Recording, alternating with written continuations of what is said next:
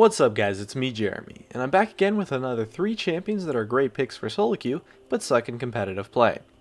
And I will definitely have a video on champions who suck in Soloqueue but are good in competitive play coming later. Anyways, let's get started. As we go through part 3, the main thing to keep in mind is that there are a few factors for why a champion might do well in Soloqueue but suck in competitive play. The first being champion difficulty. The fact that a champion is easy to play is a huge advantage for Soloqueue, which is simply not the case at the LCS level.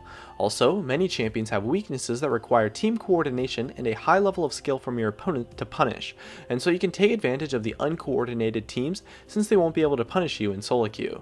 This type of counterplay tends to completely destroy a champion, but it's so difficult to pull off that you really can just completely throw it out the window in Soloqueue most of the time, and so you get left with a really strong champion. The first champion we have is Vayne Top. In competitive play, Vayne Top has problems hitting team comps and is extremely poor in 2v1s, since she reacts to dives poorly, as well as she can't really get the lane bully matchup that she wants, since her opponents can 2v1 her so easily, and when she gets 2v1'd and gets little to no farm, she's totally useless.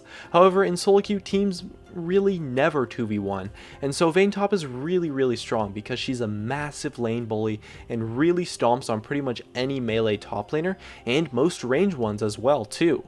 And since she's Vayne, she's extremely strong versus tanks, so you can make use of a huge lead that you can easily acquire in lane to crush the tank meta and help your team out a ton. As long as you pick her in a composition with a tanky jungler, Vayne Top can really excel in Soloqueue, and she really wrecks tanks just as a champion, so her teamfights are going to be great in this tank meta, and with a super powerful laning phase, she's quite an awesome pick. Next up, we have Katarina. Katarina has been this type of champion for quite some time now, and she really suffers in competitive play, since coordinated teams can shut her down quite effectively with crowd control, and they will itemize defensively much better than people in Soloqueue will, to prevent her passive from going off. While in Soloqueue, Katarina tends to be something that everyone kinda just brushes off as someone else's problem, and by the time someone actually steps up to deal with her, it's really too late since her kit is so fast when it comes to pulling off her damage, and her snowballing potential is just so insane that with a couple of kills you can really just take over the entire game, and her roams and teamfights are super powerful while her laning phase isn't too bad either.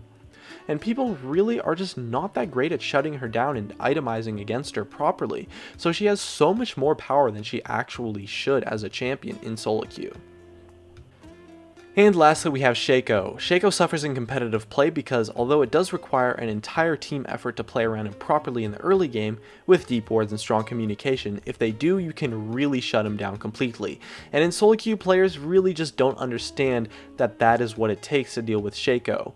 The stealth ganks are so amazing and really catch such a large amount of players off guard that it's so easy to snowball the early game. And as long as you have a tanky top laner, he's really not that useless in the late game at all, especially not as much as people might expect him to be, while his early game is so dominant since the ganks are just so easy, since really players in Soloqueue play without respecting the jungler, and stealth ganks punishes people so hard for that you really can just snowball the early game super hard with a few kills and apply such a huge amount of pressure on the lanes overall compared to other jungle champions. Anyways, my name is Jeremy, and that's it for part 3 of champions who are good in Soloqueue but bad in competitive play. Hey guys, it's me Jeremy. Thanks for watching my video. If you enjoyed it, definitely make sure to hit that like button so I can tell, as well as you can check me out on Facebook and Twitter at Gaming Curios. And check me out on Twitch too, I do weekly streams. And if you really enjoyed the video, make sure to subscribe, as well as you can check out some of my other content up above. Anyways, that's going to be it. Thank you so much for watching, and of course, I'll see you guys next time.